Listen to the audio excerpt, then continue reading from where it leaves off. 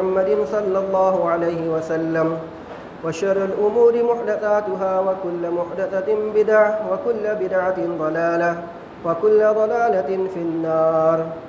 أعوذ بالله السميع العليم من الشيطان الرجيم من همزه ونفخه ونفثه.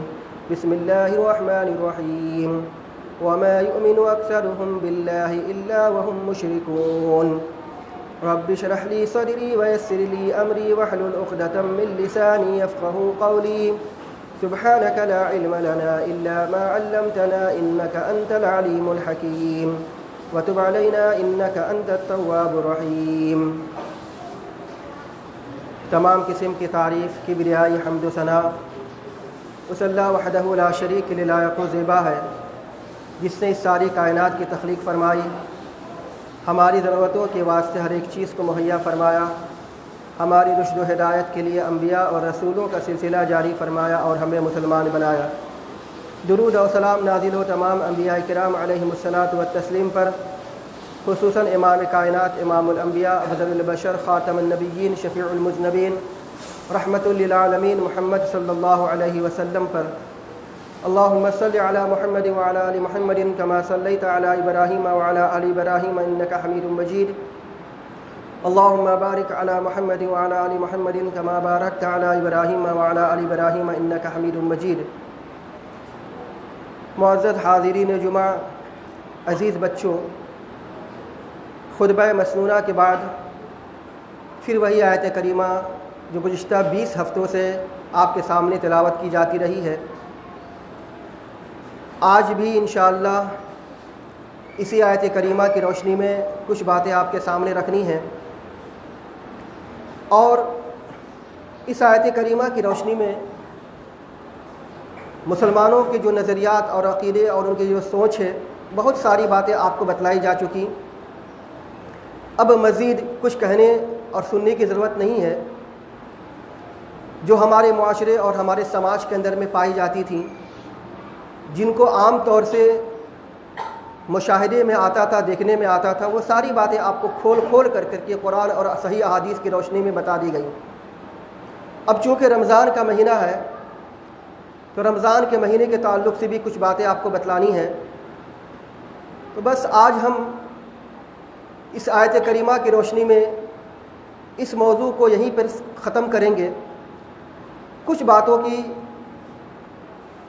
باتوں کو بتلائیں گے، خاص طور سے ہم مسلم سماج کے اندر میں جو چیز پائی جاتی ہے.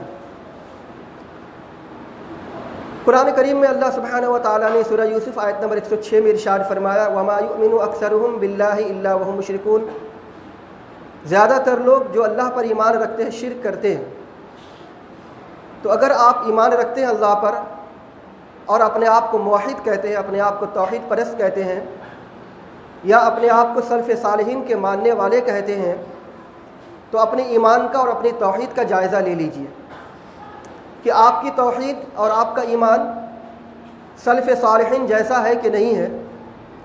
اور اگر آپ کا ایمان اور آپ کی توحید سلف صالحین جیسا نہیں ہے تو معاف کیجئے، یہ اپنے آپ کو مت کہیے کہ ہم سلفی ہیں یا ہم اپنے آپ کو توحید پرست کہیں.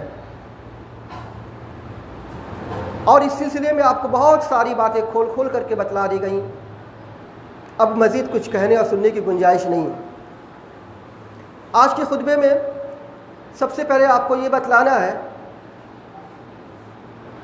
کہ اسلام کے اندر میں تعلیم کی کیا اہمیت اور کیا فضیلت ہے. اسلام کے اندر میں تعلیم کی بہت بڑی اہمیت ہے، خاص طور سے علم دین کی. دینی تعلیم حاصل کرنے کی اسلام نے بہت زور دیا ہے. اگر آپ مطالعہ کریں گے قرآن کریم کا تو سب سے پہلے جو نازل ہوئی صورت اللہ کے نبی صلی اللہ علیہ وسلم پر، اور جس کی بنیاد پہ اللہ کے نبی صلی اللہ علیہ وسلم نبی بنائے گئے، وہ تعلیم کی بنیاد ہی تھی. آپ مطالعہ کیجئے قرآن کریم کی سب سے پہلی صورت کی، جس میں اللہ سبحانہ و تعالیٰ نے ارشاد فرمایا اقرأ بسم ربک الذی خلق. سب سے پہلے پڑھو. اب کیا پڑھو؟ آگے اللہ نے ارشاد فرمایا ربک الذی خلق، اپنے رب کو پڑھا، اپنے رب کے نام کو پڑھو جس نے پیدا کیا۔ اللہ سبحانہ و تعالیٰ نے یہاں پر یہ نہیں فرمایا کہ اللہ کے نام کو پڑھو، بلکہ یہ کہا کہ اپنے پروردگار، اپنے رب، اپنے پالنہار، اپنے مربی جس نے اس ساری کائنات کی تخلیق فرمائی ہے، اس کے نام کو ذکر کرو، اس کے نام کو پڑھو۔ اور 5 آیتیں نازل ہوئی اللہ کے رسول صلی اللہ علیہ وسلم پر سب سے پہلے۔ ان 5 آیتوں میں 2 مرتبہ اللہ سبحانہ و تعالیٰ نے ارشاد فرمایا اقرا وربک الاکرم، پڑھو تیرا رب بڑا کریم ہے۔ دونوں جگہ میں اللہ سبحانہ و تعالیٰ نے پڑھنے کا ذکر کیا ہے، اور یہ پڑھنے کا ذکر کیا ہے کہ اپنے رب کو پڑھو، اپنے رب کے نام کا ذکر کرو۔ تو اس سے ہمیں آپ کو پتہ چل جاتا ہے کہ ہمیں جو چیز پڑھنی ہے، سب سے پہلے جو چیز پڑھنی ہے اپنے پروردگار کے بارے میں پڑھنی ہے، دین کے بارے میں تعلیم حاصل کرنی ہے۔ اس کے علاوہ اللہ سبحانہ و تعالیٰ نے قرآن مجید میں سورہ محمد سورہ نمبر 47 آیت نمبر 19 میں ارشاد فرمایا فَاعْلَمْ أَنَّهُ لَا إِلَهَ إِلَّا اللَّهُ، اس بات کی جانکاری حاصل کرو کہ اللہ کے علاوہ کوئی عبادت کے لائق نہیں۔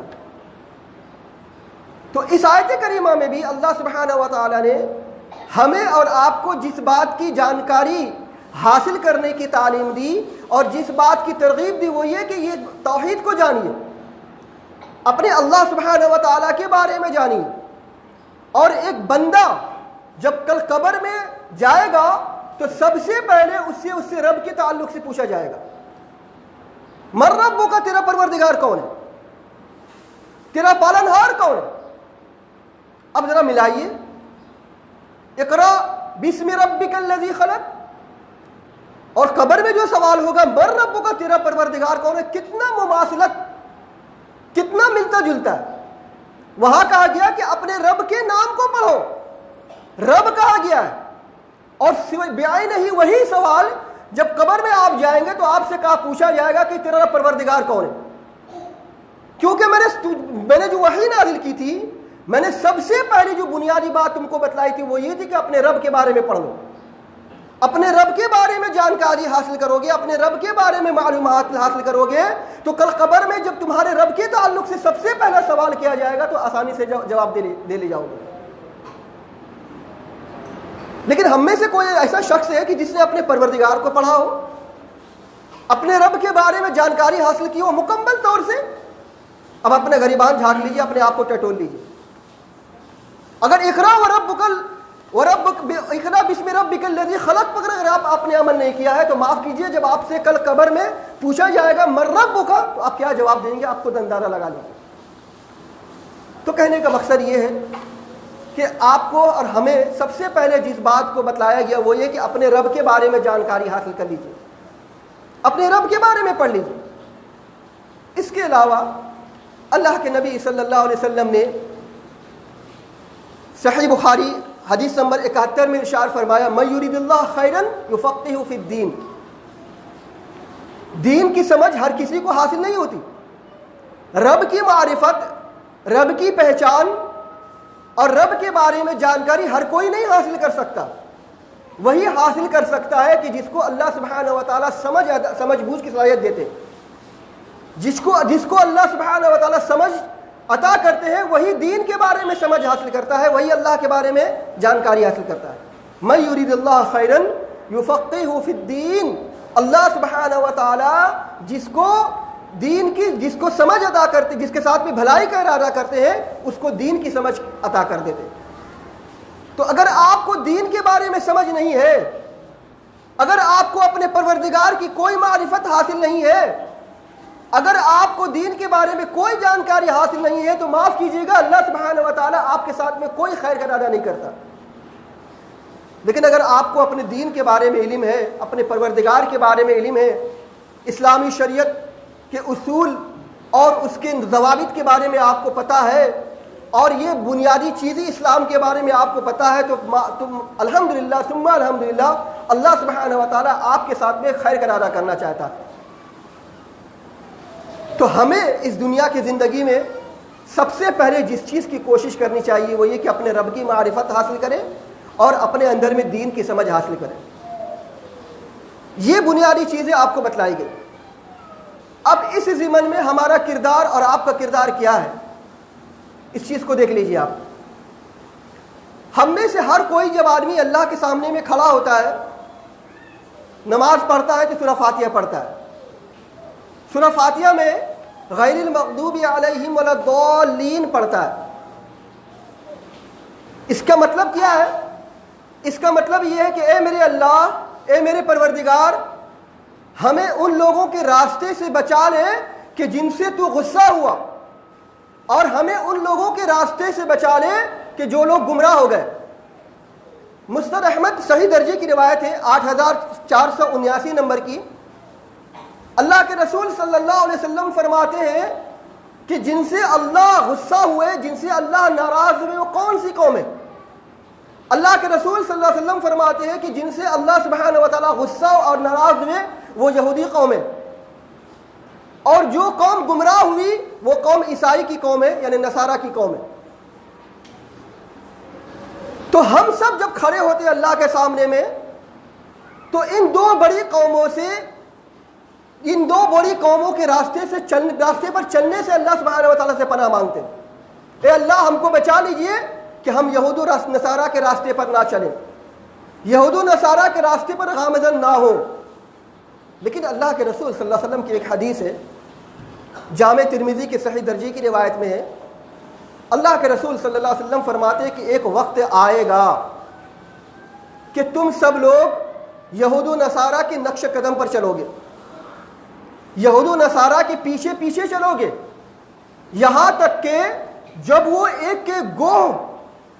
ایک زب یعنی سانڈ کے بل میں گھس جائیں گے تو تم بھی ان کے بل میں گھس جاؤ گے.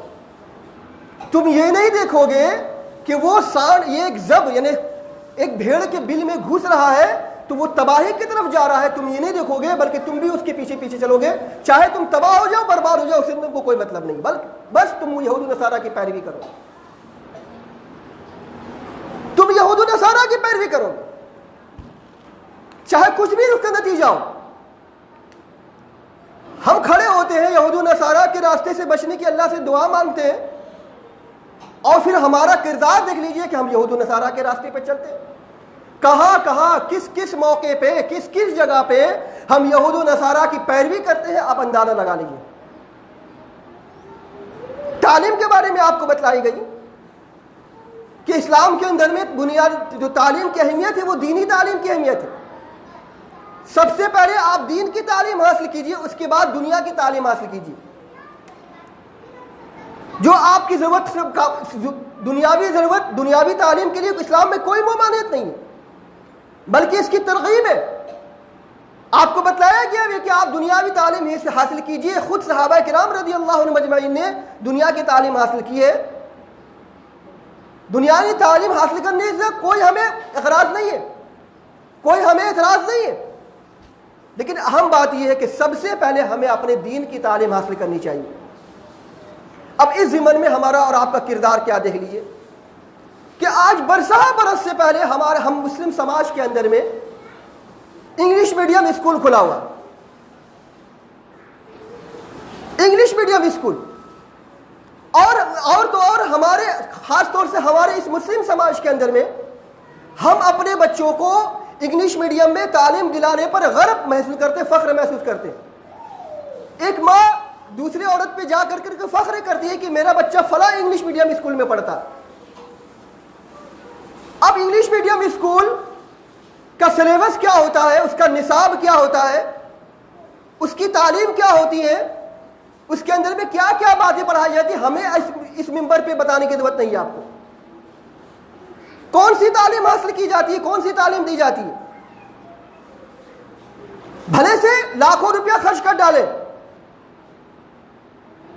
یہ ایک ڈیبیٹ کا موضوع ہے، یہ بلکہ اس پر بہت سارا بحث ہو بھی چکا ہوگا کہ آیا ہم غیر مسلمانوں سے تعلیم حاصل کریں کہ نہیں کریں.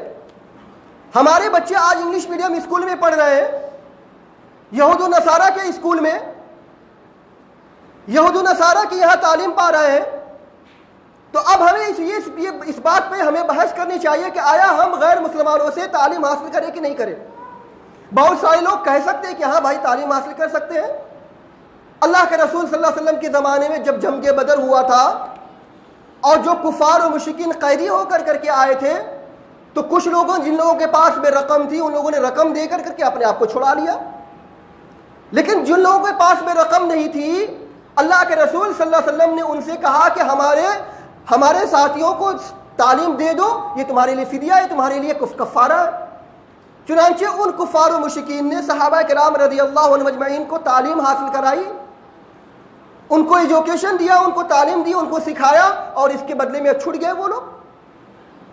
تو اس سے دلیل بنا کر کے کہا جا سکتا ہے کہ ہاں ہم غیر مسلمانوں سے تعلیم حاصل کر سکتے ہیں، اس میں کوئی مذاکرہ نہیں، کوئی حرج کی بات نہیں۔ لیکن دیکھیے اللہ کے رسول صلی اللہ علیہ وسلم نے کفار و مشرکین سے تعلیم حاصل کرنے کی اجازت دی، کس زمن میں، کس سچویشن میں، کس صورتحال میں؟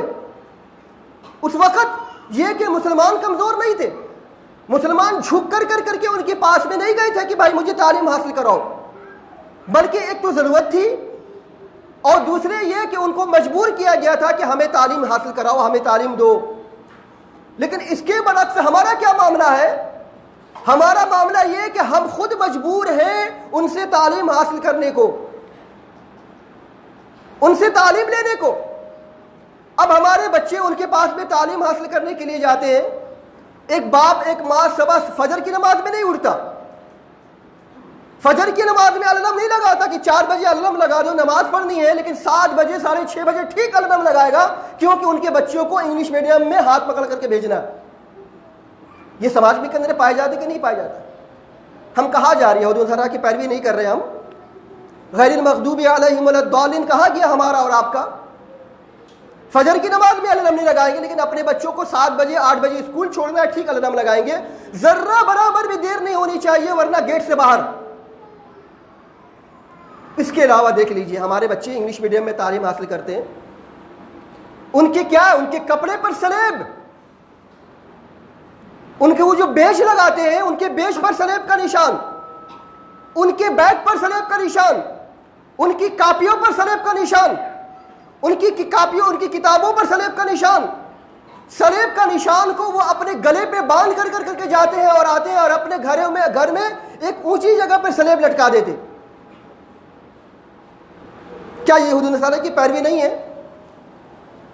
سوچئے، غور کیجئے کہاں ہم جا رہے ہیں۔ ہمارے بچے جب ان انگلش میڈیم اسکول میں پڑھتے ہیں تو پتہ نہیں جن گن من گھن کی جو ہمارے علماء نے کہا کہ یہ مشرکانہ نظمیں ہیں، پڑھتے ہیں ہمارے بچے، وندے ماترم ہمارے بچے پڑھتے ہیں، اور ایسے پرے کرتے ہیں، ایسی نظمیں پڑھتے ہیں جو مشرکانہ ہے، کرتے ہیں سب۔ ہم نے پوچھا بھائی کیوں کرتے ہو؟ کیا کریں، مجبوری ہے، پڑھنا پڑتا ہے۔ اس کے علاوہ ہمارے ایسے بچے جو 14 سال کے، 15 سال کے، 16 سال کے بالغ بچے ہوتے ہیں، ان کی جمعہ کی نماز پورے سال میں شاید ہی کسی ہفتے میں بچے ہمارے نماز پڑھتے ہو، ان کا نماز برباد۔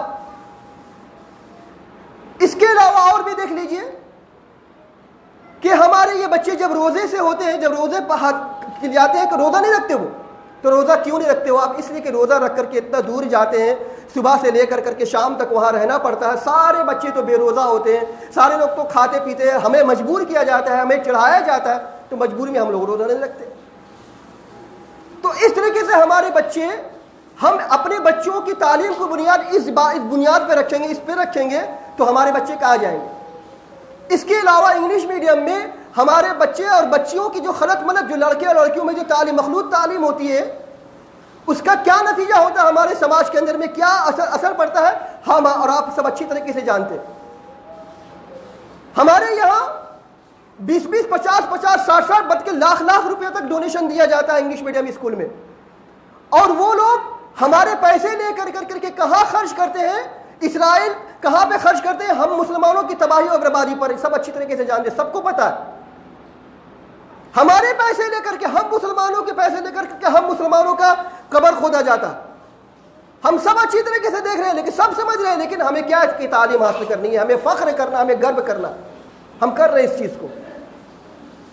اللہ نہ کرے اگر وہ پیسے جو لاکھ لاکھ روپے دے کر کے 50-50 60 ہزار روپے اور کئی ہزار روپے دے کر کے ہم خرچ کر کے ڈونیشن کر رہے ہیں ان کو تعلیم حاصل کروا، وہی پیسے اگر ہم سب لوگ اکٹھے ہو کر کے اپنے ایک اسکول بنایا جائے اور وہاں سے تعلیم حاصل کی جائے. آپ دیکھ لیجئے آج سے 15 سال پہلے 20 سال پہلے جو لوگ اردو میڈیم سے تعلیم حاصل کرتے تھے کیا وہ کامیاب نہیں ہے؟ کیا ان لوگوں کو سرکاری جاب نہیں مل رہا، ان کو سرکاری نوکری ملے؟ کیا وہ بڑے عہدے پہ نہیں ہے؟ کیا وہ بڑے پوسٹ پر نہیں ہے؟ کیا انہوں نے نام نہیں کمایا ہے؟ تو کوئی بس ہمارا مزاج یہ بن چکا ہے. ہم نے کہیں پڑھا تھا کہ کسی یہودی عالم نے کہا تھا کہ مسلمانوں کے آپ عیسائی مت بناؤ یا مسلمانوں کو یہودی مت بناؤ، وہ خود بخود یہودی بن جائیں گے، خود بخود نصارہ بن جائیں گے. تو کیسے؟ ان کے یہاں ہمارے نصاب کو پھیلا دو، یہود و نصارہ کو جو نصاب ہے جو سلیبس ہے اس کو پھیلا دو اور انگلش میڈیم کی بھرمار کر دو، پورا جال بچھا دو، بچے صرف مسلمان نام کے رہ جائیں گے، ان کے اندر سے اسلام کی روح نکل جائے گی. یہ آج ہمارے یہاں پایا جاتا ہے. تو کہاں ہم کس موڑ پہ کھڑے ہیں؟ میں آپ کو یہ نہیں کہتا ہوں کہ آپ اپنے بچوں کو انگلش میڈیم میں مت تعلیم حاصل کریں، بلکہ میں ایک سوال کھڑا کر رہا ہوں، سوچنے پہ آپ کو کھڑا کر رہا ہوں کہ سوچیے ذرا کہ ہم کہاں پہ ہیں. تو اللہ کے واسطے سوچیے، غور فکر کیجیے. ہمارے بچے سلیب لے کر کے جا رہے ہیں، سلیب لٹکا کر کے جا رہے ہیں، یہود و نصارہ کا سلیب لٹکا کر کے جا رہے ہیں ہمارے بچے. تو کہاں ہم اللہ کو کیا جواب دیں گے جب ہم اللہ کے سامنے میں کھڑے ہوں گے؟ تو غیر المغضوب علیہم ولا الضالین کہتے تھے اور سلیب لٹکا کر کے وندے ماترم پڑھتے تھے اور گنجن گڑمن گاتے گایا کرتے تھے اور پھر کیا کرتے تھے ہمارے بچے؟ نہ نماز کا پتہ، نہ روزہ کا پتہ، نہ اچھی شکشا کی پتہ، نہ دین کی تعلیم کی کا پتہ. تو اللہ کے واسطے سوچیے، غور و فکر کیجیے. اور ہم اس بات کو دعوت دیتے ہیں آپ کو کہ سمجھیے اس چیز کو کہ اگلا قدم ہمارا کیا ہونا چاہیے، ہمیں کیسے جینا چاہیے، ہمیں کیسے اپنی ضرورت کو پوری کرنی چاہیے. یہ ساری باتیں ہیں. بس آج کے خطبے میں ہم اسی بات پر اکتفا کرنے کی کوشش کرتے ہیں. اللہ سبحانہ و تعالیٰ سے دعا کرتے ہیں کہ اللہ سبحانہ و تعالیٰ ہم سبوں کو دین کی سمجھ حاصل کرنے کی توفیق عطا فرمائے. لا العالمین ہم تمام مسلمانوں کو یہود و نصارہ کے راستے پر سے بچنے کی توفیق عطا فرمائے. لا العالمین ہمیں یہود و نصارہ کے راستے سے نکلنے کی توفیق عطا فرمائے. لا العالمین ہم میں جو بیمار ہیں انہیں شفا کاملہ عاجلہ عطا فرما، جو پریشان حال ہیں ان کی پریشانیوں کو دور فرما، جو قرض دار انہیں اپنے اسباب سے قرضہ ادا کرنے کی توفیق عطا فرما. لا العالمین جب تک ہم جئیں کتاب اللہ اور سنت رسول اللہ صلی اللہ علیہ وسلم پر عمل کرتے ہوئے جئیں، اور جب ہمارا خاتمہ ہو انہیں دونوں پر عمل کرتے ہوئے ہمارا خاتمہ ہو. اقول قولی ھذا واستغفر اللہ لی ولکم ولسائر المسلمین، وآخر دعوانا الحمد للہ رب العالمین.